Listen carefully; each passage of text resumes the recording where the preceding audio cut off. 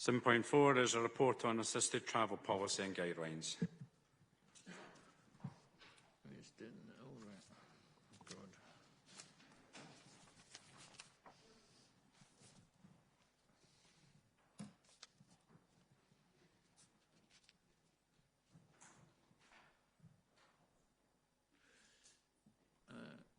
When you're ready, gentlemen. Thank you, Convener. There's nothing to add to the report. This is just our refreshed policy and parent guidance. Is there any questions on this, Mary? Thank you. I was just wanting to ask for some clarification on 2.6, where it says any new... 2.6. Any new travel assistance packages which have been introduced recently have been done so in full consultation with the children and their families and carers. I was just wondering, in that consultation, is there the potential for the planned changes to be altered, or does it tend to be more of an are they being informed rather than having a chance to influence, I guess what I'm trying to ask. When there's changes, they're made as part of a travel allocation panel set of recommendations. The travel allocation panel is made up of senior social workers, head teachers, and myself and a variety of other colleagues. As part of that, what we do is we review the whole set of circumstances. So when we implement a change, we do it and we discuss it with the families concerned.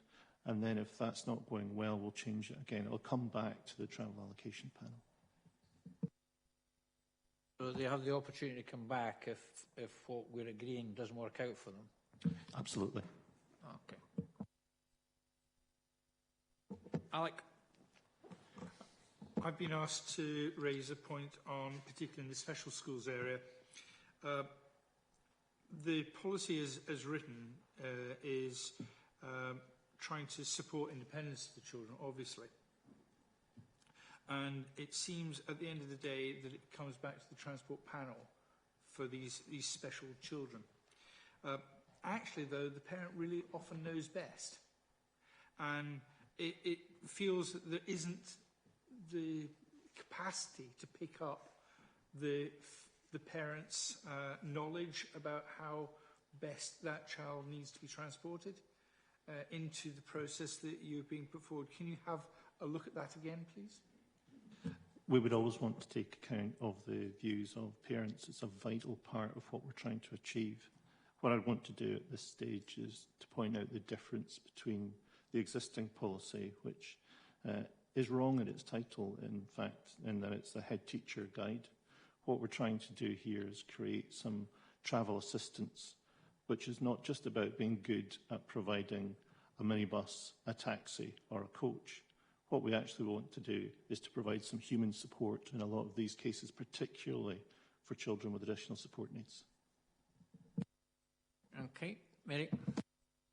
Sorry, I had another question about a different aspect of the report. Within the guidance, it talks about the potential for assistance with travel for pupils to be removed if they display certain behaviours.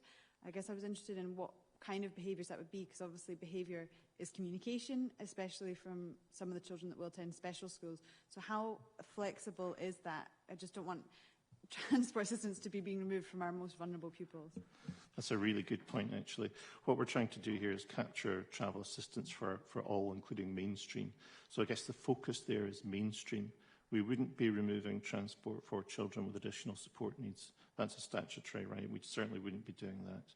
And I can't think of any occasion where that would be permissible.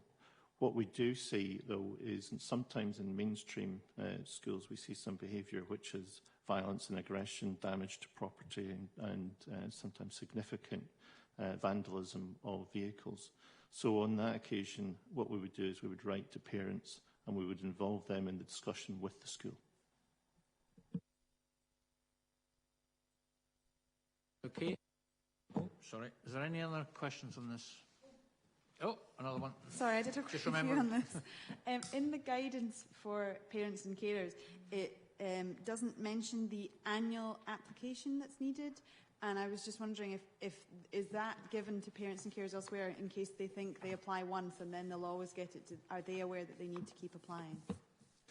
Yes, what we're in the process of doing is updating the online application process, but also we've created travel kiosks in schools, so that would send members of staff around schools so that there's ample opportunity not only for the school to provide that information, but also council officers to help people fill in the application forms, because not everybody has access online, or certainly where English is not their first language.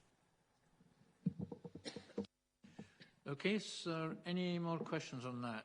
Well, you'll see in the recommendations we're asked to note the existing homeschool policy guidelines, approve the